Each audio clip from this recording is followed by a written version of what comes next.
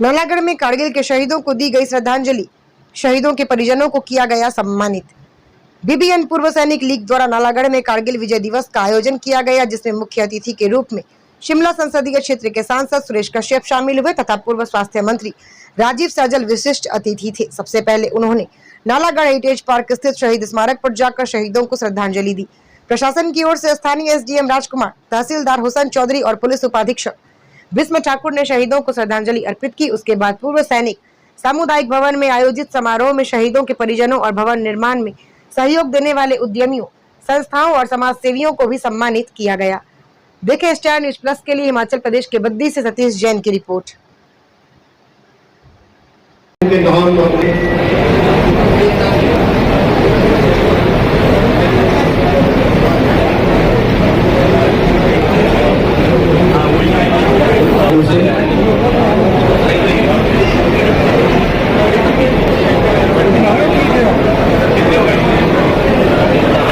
उन्होंने कहा मेरे पास आने की जरूरत नहीं है, मैं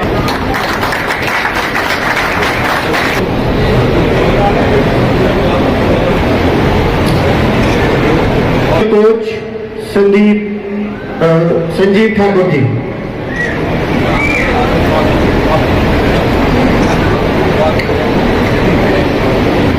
उन्होंने उम्मीद दी है कि हमें और भी जो भी मेरे से होगा मैं आपको सहयोग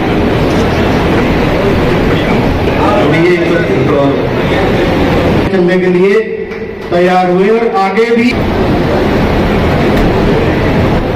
हमारे छोटे भाई नंदन से जितेंद्र, अंबुजा सीमेंट कंपनी से कोई यहाँ प्रतिनिधि कोई आया है हमारे साथ, सुरेश ठाकुर जी, आप भी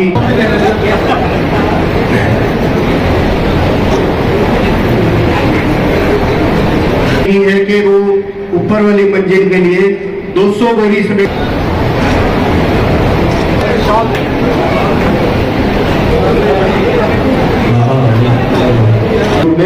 उन्होंने हमारे लिए 11,000 रुपए का सहयोग दिया।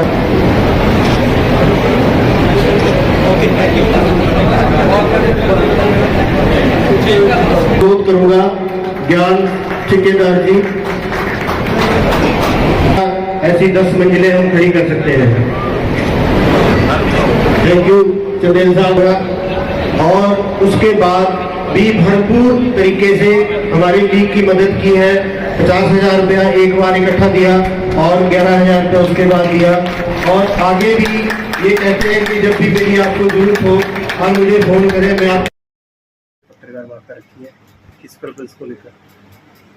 सबसे पहले तो मैं आपका धन्यवाद करता हूँ। मेरे साथ अनिल ठाकुर जी, लखविंदर राणा जी, जी, हमारे तीनों को विधायक हैं, हमारे मंडल के अध्यक्ष यहाँ पर हैं और गुरबीर ठाकुर जी हमारे बंदे हैं। जिस प्रकार से आज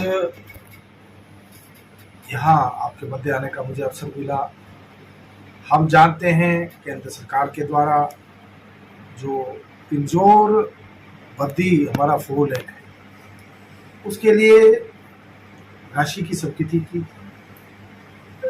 2021 में इसका काम प्रारंभ हो गया था और सितंबर 2024 को इसको पूर्ण होना था।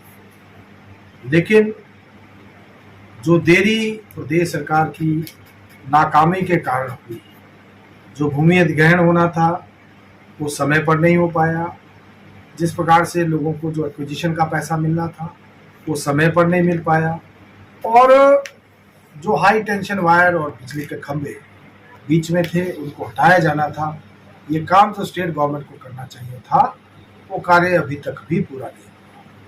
जहाँ तक एक्विजिशन की बात है, अभी भी 100% नहीं हुआ है, लेकिन फिर भी 90% के करीब भूमि अधिग्रहण का कार्य वो भी इस साल मार्च में पूरा इस सरकार ने किया।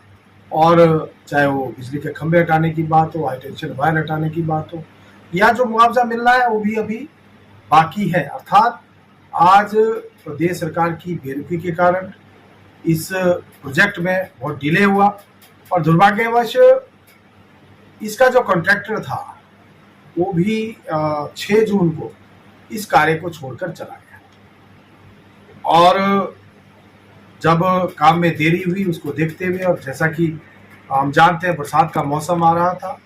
हमने अपने शीर्ष नेतृत्व से बात करके और अधिकारियों को निर्देशित करके एक फॉर द टाइम भी जो दिक्कतें आ रही हैं, जल भराव की दिक्कतें आ रही हैं, जिस प्रकार से सड़कों में गड्ढे हैं और या जिस प्रकार से जो वाटर लॉगिंग हो रही है, उसको लेकर 4 करोड़ रुपए का एक एस्टीमेट जो कि जून महीने में तैयार करवाया गया था और रोड टेक जो एक फर्म है उसको ये कार्य दिया गया है। और आज हमें खुशी है कि ये कार्य प्रारंभ हो गया है।